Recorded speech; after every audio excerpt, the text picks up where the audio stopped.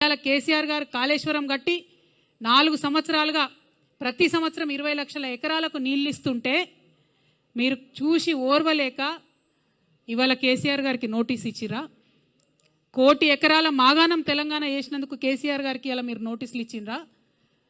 రైతులకు రైతు బీమా పేరుతోనే ఆదుకున్నందుకు మీరు నోటీసులు ఇచ్చిండ్రా? రైతు బంధు పేరుతో ఆదుకున్నందుకు మీరు నోటీస్ ఇచ్చిండ్రా? కేసీఆర్ కిట్ ఇచ్చినందుకు నోటీస్ ఇచ్చిండ్రా? తెలంగాణ ప్రజలకు మేలు చేసినందుకు నోటీస్ ఇచ్చిరా? ఎందుకోసం నోటీస్ ఇచ్చిండ్రు?